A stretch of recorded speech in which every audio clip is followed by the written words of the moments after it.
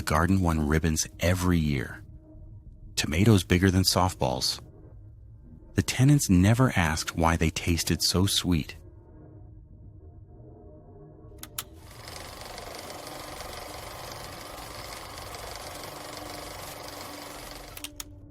August 14th, 1948. Leland Parsons, the superintendent of the Oakwood Apartments, was found deceased in his basement workshop. Cause of death was a massive coronary event. He was seated in his armchair, facing the furnace. The building ownership transferred to a holding company the following week. They ordered a full renovation of the utility levels. The clean-out crew arrived on September 2nd. The basement was cluttered. Tools, spare parts, and stacks of gardening supplies filled the space. Parsons had maintained a large vegetable garden in the rear courtyard for 20 years. It was the pride of the block. The crew began clearing the debris. They noticed the dimensions of the utility room didn't match the blueprints. A discrepancy of 8 feet existed between the boiler wall and the foundation line. The foreman, a man named Barlow, tested the wall. It was hollow plywood covered in plaster, not concrete. He used a crowbar to leverage the panel loose. The air that rushed out was warm. It carried a heavy, sweet scent. Behind the false wall sat a secondary workspace. It was equipped with industrial precision. 2 50-gallon steel drums sat on iron burners connected to the main gas line. Copper coils ran from the drum lids to a collection basin. At first glance, it looked like a standard Prohibition-era still. Barlow called the police to report a bootlegging operation. Sheriff Dempsey arrived at 2 p.m. He examined the setup. The drums were cold, but still emitted heat from the burners below. The setup mimicked distillation, but the output lines didn't feed into glass jugs for alcohol. They fed into the floor drain. The substance inside the drums was not corn mash. It was a thick, rendered sludge. The sheriff ordered the drums opened. The contents had cooled into a semi-solid gelatinous state. Embedded in the suspension were distinct, calcified fragments. They weren't processing grain. They were boiling down organic matter. The smell was cloying. It stuck to the uniforms of the officers. They called the coroner. Coroner Blackwell arrived at 3:30 p.m. He used a ladle to extract samples from the first drum. He recovered 3 distinct objects: a metal zipper, a gold filling, and a section of a human mandible, stripped clean of flesh by prolonged boiling. The site was immediately sealed. The renovation crew was sent home. Forensics teams began a grid search of the basement. The workspace was organized for efficiency.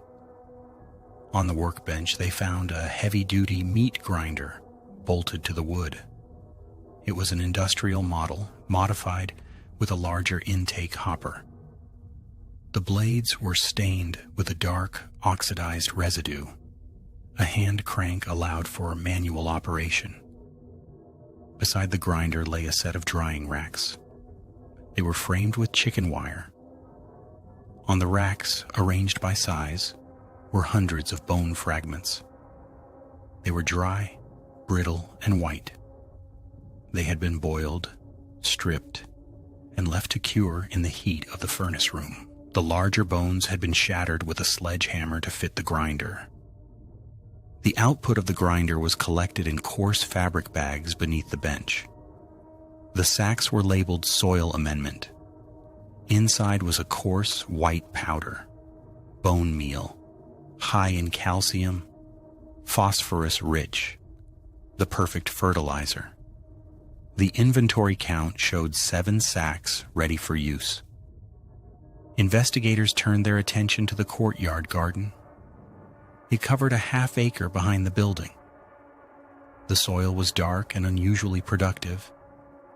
For years, the Oakwood Apartments had produced prize-winning vegetables, tomatoes the size of softballs, corn that grew 7 feet high.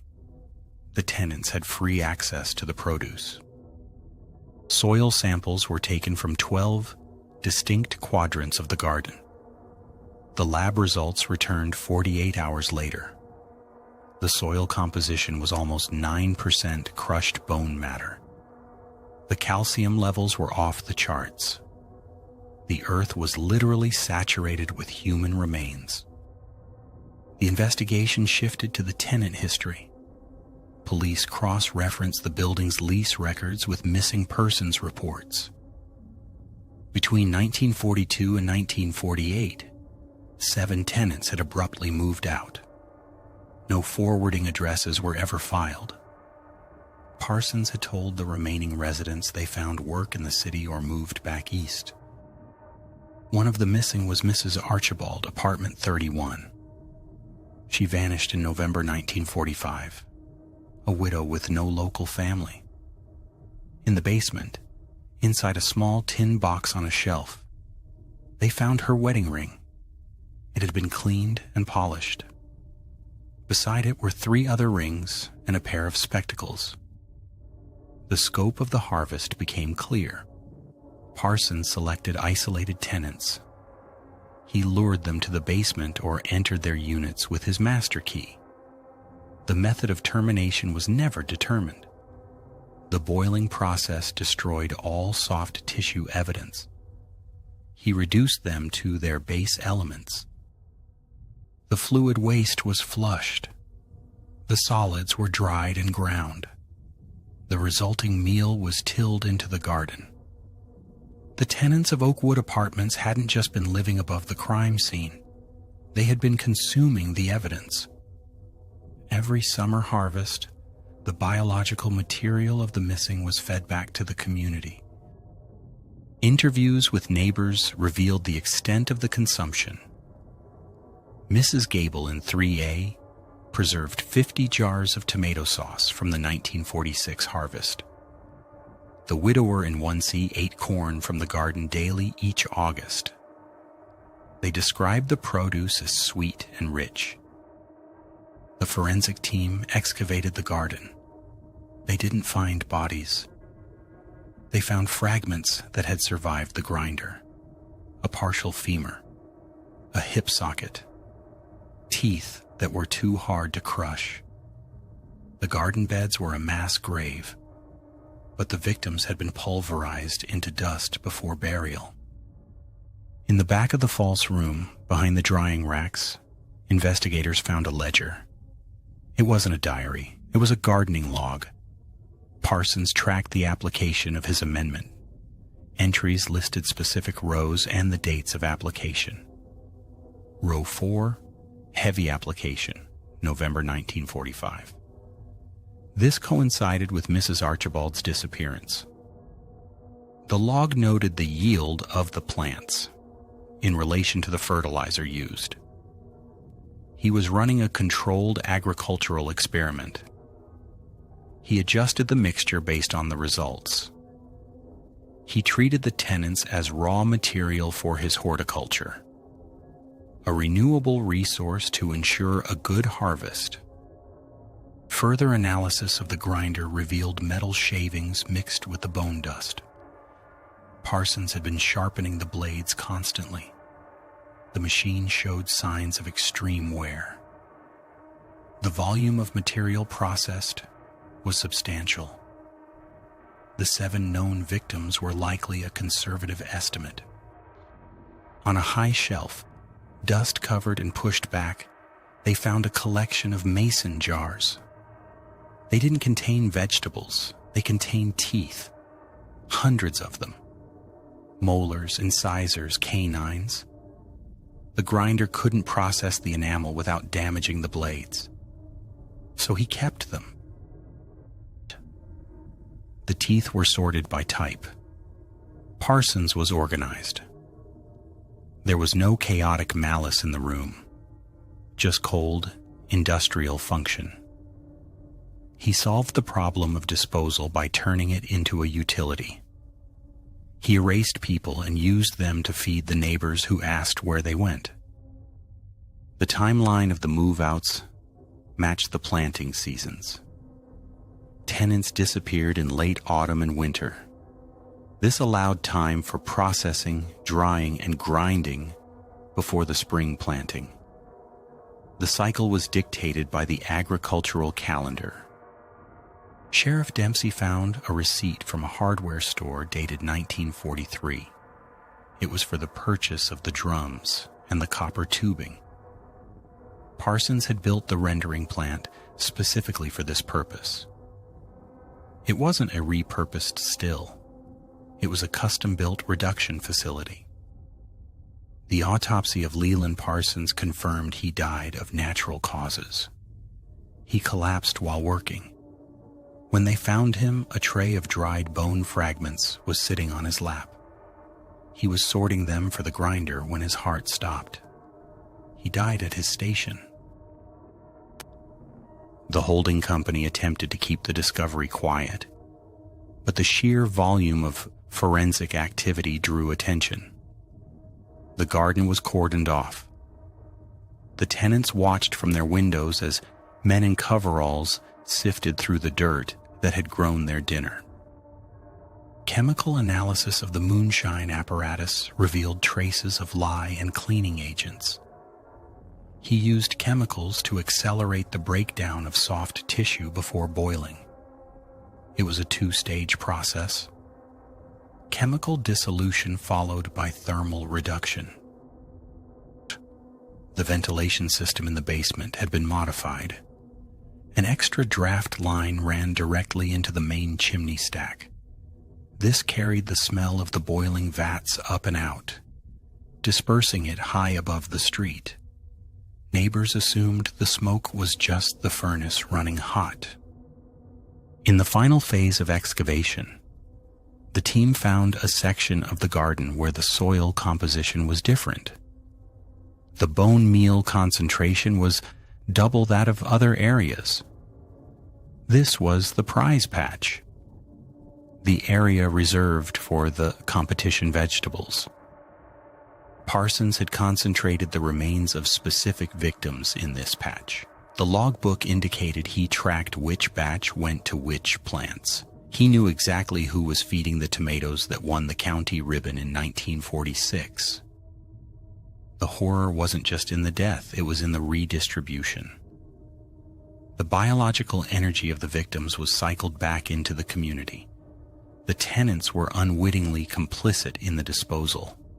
They provided the final step in the digestion of the evidence.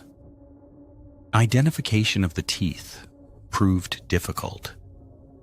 Dental records were sparse. However, one gold crown was traced to a local dentist who confirmed work done on a Mr. Gardner, a tenant who moved to Chicago in 1944. The police confiscated all preserved food from the tenants' apartments. Hundreds of jars of pickles, sauces, and relish made from the garden produce. They were cataloged as evidence. The pantry shelves of the Oakwood Apartments were stocked with the byproduct of the murders. The sheer efficiency of the operation suggested Parsons had done this before. Background checks revealed he had worked at a rendering plant in the 1920s. He knew the mechanics of breakdown. He brought the industrial process home. No manifesto was found. No explanation of motive. Only the gardening log and the purchase receipts. He didn't do it for fame. He didn't keep trophies in the traditional sense. He simply used what was available to achieve a superior yield. The final count of confirmed victims via dental evidence was 9. The volume of bone meal suggested at least 12. 3 people were never identified. They were likely transients or unregistered subtenants who Parsons processed without a paper trail. In the bottom of the second drum, beneath the sludge, they found a single preserved object that hadn't dissolved. A stainless steel surgical pin. It belonged to a leg fracture. It was the only piece of modern metal in the vat. This pin matched the medical file of a young woman reported missing 2 counties over. She wasn't a tenant. She was a visitor. Parsons had expanded his harvest beyond the building. He was hunting for fertilizer. The discovery of the visitor changed the profile. He wasn't just clearing out problematic tenants. He was actively sourcing material. The garden's needs had outgrown the building's turnover rate. The vegetables from the 1948 season were never harvested. They rotted on the vine while the police worked. The lush red fruit collapsed into the black, bone-rich soil. The Oakwood Apartments were evacuated. The holding company declared bankruptcy. The stigma was too great. The building stood empty for 2 years before the city ordered it demolished. The soil from the courtyard was excavated to a depth of 4 feet. It was loaded onto trucks and dumped in a hazardous waste landfill. The site was paved over. It is now a parking lot for a commercial warehouse. The tenants who lived there, who ate from that garden, carried the truth in their own biology. The calcium from the missing had been absorbed, digested, and integrated. They left the building, but the building never left them.